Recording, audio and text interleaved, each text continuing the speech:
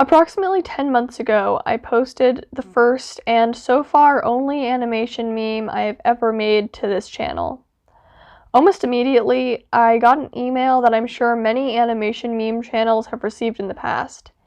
It basically said that YouTube's algorithm had detected copyrighted content in my video, and that while I did not have a strike against my channel, any revenue that potentially the video could make would go to the owners of the copyrighted content. Ever since then, I've been curious as to whether my animation meme had actually broken copyright, and also whether YouTube's response was legally appropriate. And so, I finally decided to find out and report my findings to you. Quick disclaimer, I am not a legal expert of any kind, so I encourage you to take what I say with a grain of salt, and do your own research as well. I'll try to remember to link my sources in the description. YouTube has a lot of information on the topic, but I'm only going to talk about what I think is specifically relevant to animation memes.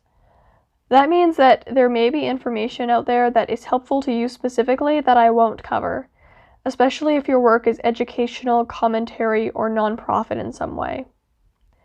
I want to go through what YouTube itself says about copyright and fair use, because specific copyright rules vary from country to country.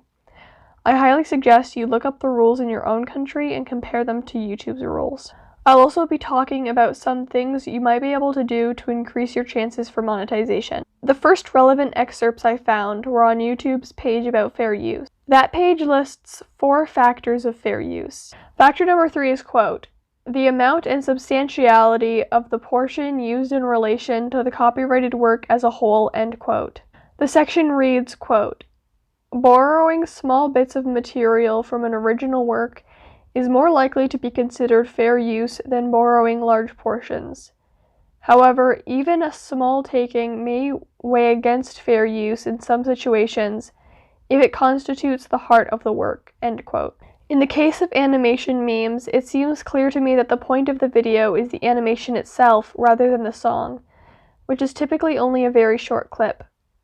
Of course, this depends on the video. If the content of the animation is heavily based on the content of the music, it's possible the music would be considered the heart of the work. Factor number 4 is, quote, the effect of the use upon the potential market for or value of the copyrighted work. It states, quote, uses that harm the copyright owner's ability to profit from his or her original work are less likely to be fair uses.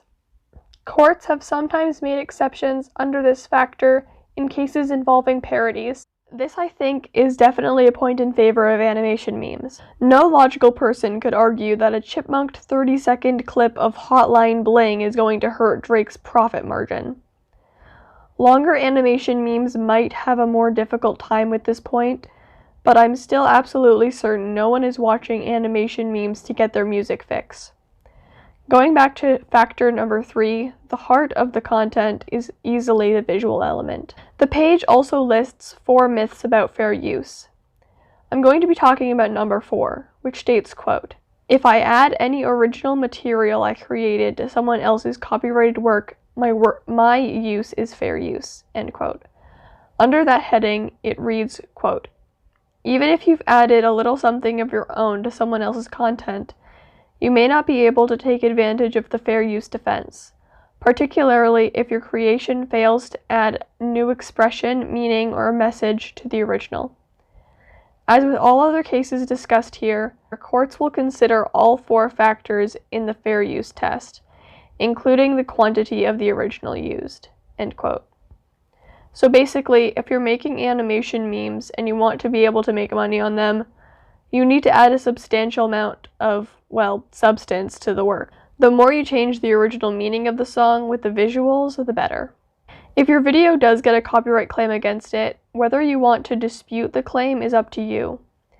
In my personal opinion, there's no real point unless your channel is eligible for monetization, but I'm not familiar enough with YouTube's algorithm. It's entirely possible that videos that are just eligible for monetization are more likely to show up in people's feeds than ones that aren't, but I don't know. Plus, there's always the risk that YouTube might decide your claim is fraudulent and terminate your channel, which would suck, and I have no idea how to even begin to deal with that situation. There is one way to make sure your content absolutely does fall under fair use, and that is to get the permission of the original creator to approve you to make and monetize the content. This applies to both any music and copyrighted characters you might use. But how do you get permission? And what kind of deal might you strike with the original creator? To find out, I went to fairuse.stanford.edu. I don't know. The first thing you should probably know is that you're likely looking for non-exclusive rights, which just means you're not the only one with rights to the material. Another factor you'll want to consider is your term of use. In the case of animation memes, you'll probably be looking at a one-time use, as in the agreement only gives you permission to use the copyrighted material in one video, at which point you'll need to make another agreement if you want to use it again. I also think it's possible to make an agreement irrevocable, meaning the copyright owner can't revoke your rights to it, but it's up to you to decide whether you want to test your luck on that front. Some other things you should keep in mind is to plan ahead when trying to get permission, because it could take months to get, depending presumably on how busy the copyright holder is. Also, you'll likely have to negotiate whether payment is required. One of my past art teachers taught us that pulling the young, starving art student trying to make their way in this cruel world card makes people more likely to give you free stuff, but I have no idea how accurate that is. Also, if you do go that route, you should probably at least try to be subtle about it. Being a choosing beggar isn't exactly an endearing quality. Finally, get the agreement in writing. Having it in writing not only makes it easier to prove that the agreement happened, but is also a way to make sure the conditions of the agreement are understood by both parties. I've also linked a sample copyright permission letter by copyrightlaws.com. I'm adding in this bit of audio mid-editing because I forgot to mention before, revenue sharing is also a thing that you could look into. So you could share the revenue of the video with the copyright holder. It doesn't seem like you can do that unless they make a copyright claim against the video, or at least I can't find any information on how to do it otherwise. So that would be something you'd have to mention in your email to them if that was something you wanted to do, just to let them know that they would have to make a claim against your video. Well, that's all I've got for you today. Leave a suggestion for something you want me to draw, animate, or talk about in the comment section, and make sure to subscribe so you don't miss my future videos. Bye.